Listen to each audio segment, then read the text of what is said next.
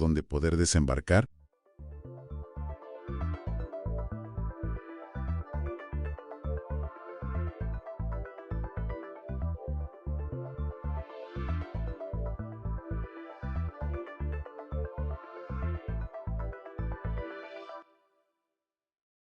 Hoy nos metemos de lleno con un artículo fascinante sobre algo que está literalmente en todas partes, pero que es casi invisible. El transistor. Es el ladrillo fundamental de todo nuestro mundo digital, desde el móvil que tenemos en la mano hasta, no sé, los superordenadores que predicen el clima. Exacto. Y la idea de este análisis no es solo dar una definición de libro de texto, ¿sabes? Es entender cómo demonios este interruptor en miniatura, que se inventó hace menos de un siglo, se convirtió en el dispositivo más fabricado de la historia de la humanidad y en el motor de la sociedad moderna. Vamos a rastrear su origen, a desmitificar un poco su funcionamiento y a ver por qué su llegada supuso la extinción de su aparatoso predecesor, la válvula de vacío. Bien, pues vamos a desgranar esto, porque la historia tiene miga.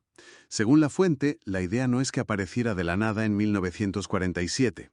Mucho antes, en 1925, un físico llamado Julius Edgar Lilienfeld ya había patentado el concepto de lo que hoy llamaríamos un transistor de efecto de campo. Tenía la idea, pero le faltaba algo crucial. Le faltaba el siglo XXI, básicamente. Tenía la teoría, que era una teoría brillante, pero la ciencia de materiales de su época estaba a años luz de poder construir algo así. No tenían la capacidad de crear cristales semiconductores con la pureza necesaria, ni las técnicas para manipular la materia a esa escala. Es un caso de libro de una idea que tuvo que esperar décadas a que la tecnología, la alcanzara. Y mientras tanto, el mundo de la electrónica funcionaba con otra cosa, las válvulas de vacío.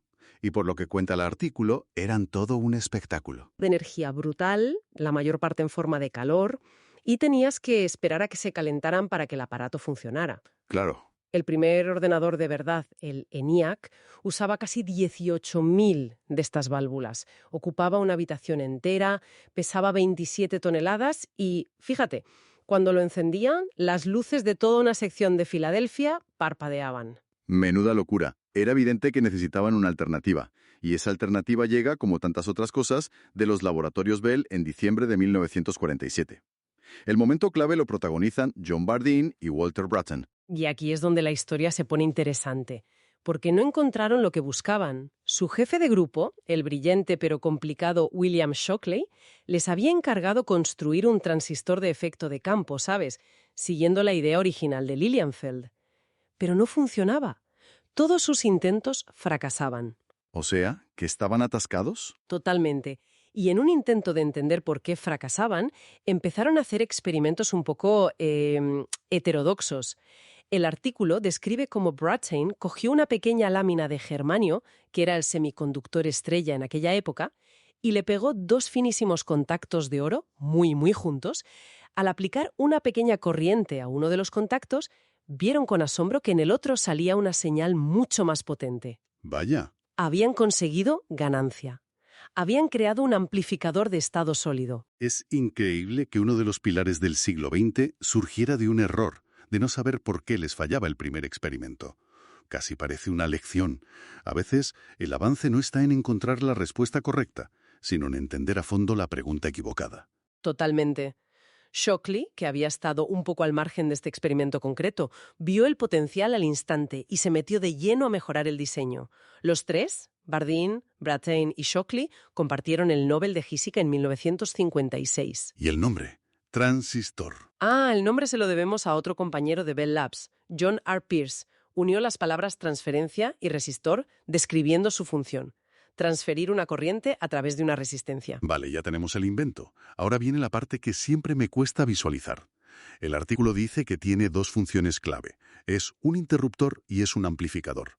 Empecemos por el interruptor, que es la base de todo lo digital. A ver, la analogía más simple es un interruptor de luz, claro.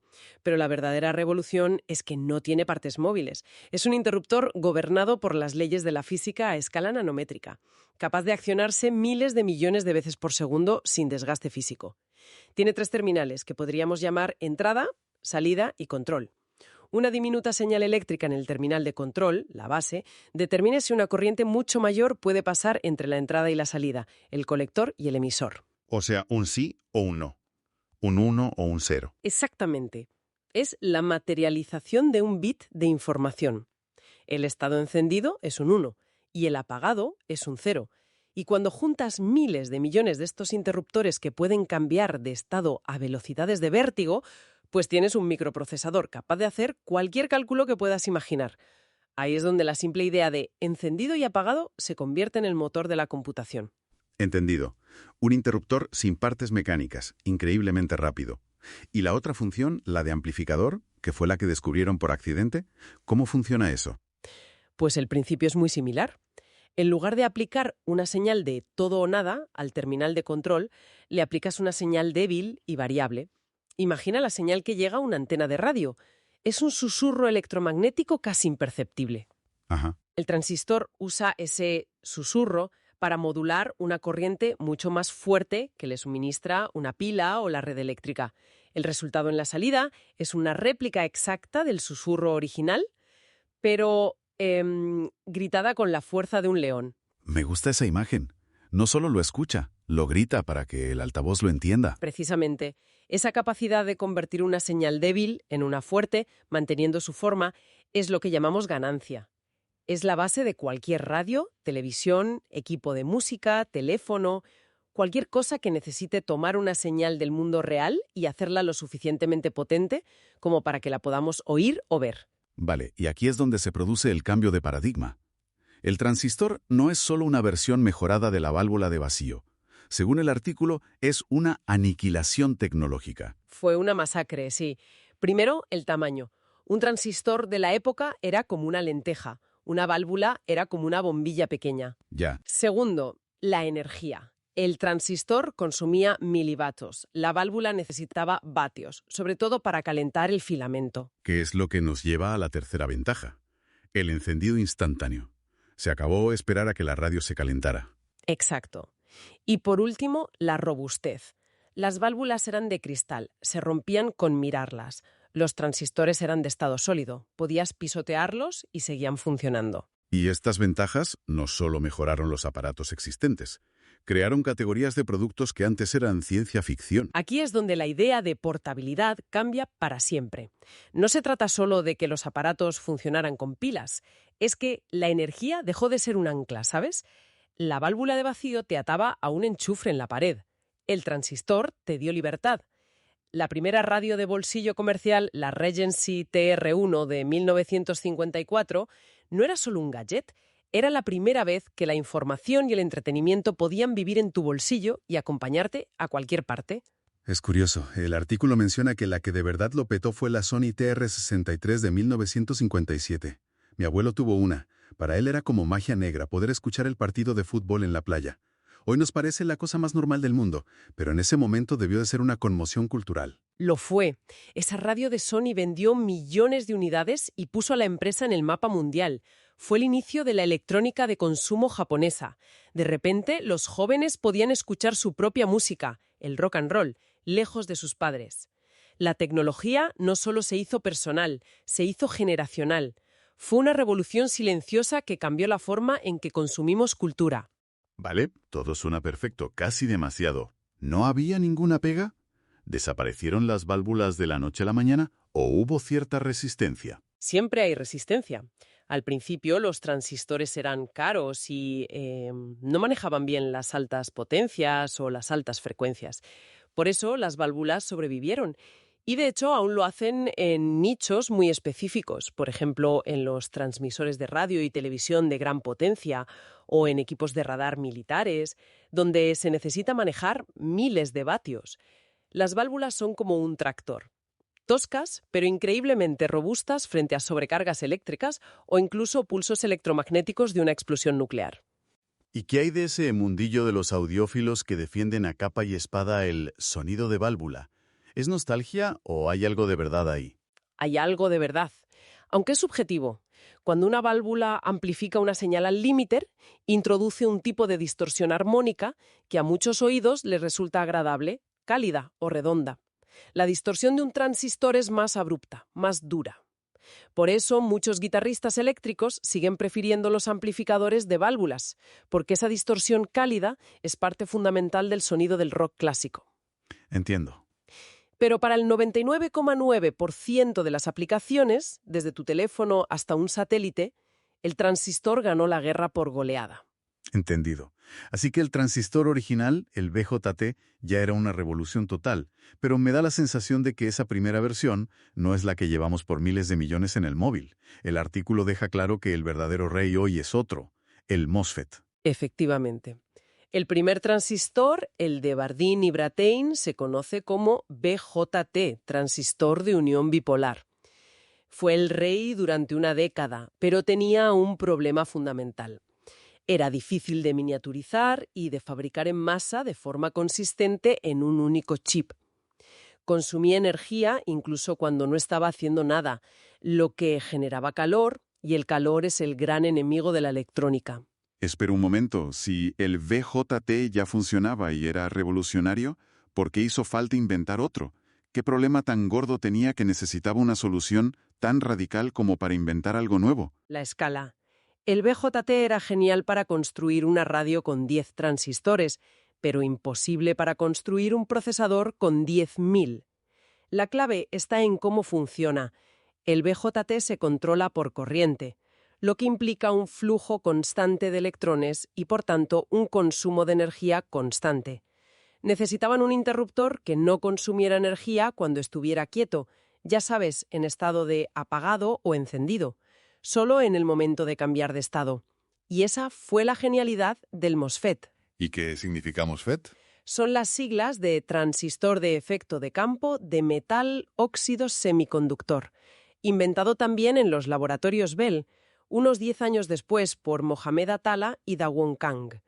Su avance fue desarrollar una técnica para hacer crecer una capa ultra fina y perfecta de dióxido de silicio, básicamente cristal, sobre una oblea de silicio puro. Esa capa aislante es la clave de todo. No termino de visualizarlo. ¿Cómo puede una capa aislante ser la clave para meter más transistores en un chip? Suena contraintuitivo, como que aislar algo debería ocupar más espacio, no menos. Es que cambia el principio de funcionamiento. En el MOSFET, el terminal de control, la puerta, está eléctricamente aislado del resto del transistor por esa capa de óxido. No fluye corriente. La señal que se aplica es un campo eléctrico, un voltaje. Es como un interruptor que se acciona sin tocarlo, solo por la proximidad de una carga eléctrica. Al no haber flujo de corriente en reposo, el consumo de energía es prácticamente cero. Y si no consume energía, no genera calor. Y si no genera calor, puedes empaquetar millones de ellos uno al lado del otro sin que se frían mutuamente. Ahora lo entiendo. Esa es la pieza que faltaba. El MOSFET es el invento que permite la densidad, que hace posible la ley de Moore que predice que el número de transistores en un chip se duplica cada 2 años. Exactamente. El MOSFET nació para ser miniaturizado. Su estructura es más simple, su fabricación mucho más escalable. Fue el pistoletazo de salida para la carrera de los circuitos integrados, los microchips. De repente, no se trataba de soldar transistores en una placa, sino de imprimirlos por millones directamente sobre una oblea de silicio. La Oficina de Patentes de Estados Unidos lo llama, y cito, un invento revolucionario que transformó la vida y la cultura. Y la escala de producción es algo que cuesta asimilar. El artículo cita una estimación que me dejó sin palabras. Para 2018 se habían fabricado más de 13 sextillones de MOSFET. Es un 13 seguido de 21 ceros. Esto los convierte, textualmente, en el objeto artificial más producido de la historia. Es un número que escapa a la comprensión humana. Se han fabricado más transistores MOSFET que la suma de todos los ladrillos, tornillos, coches y tazas de café que la humanidad ha producido en toda su historia.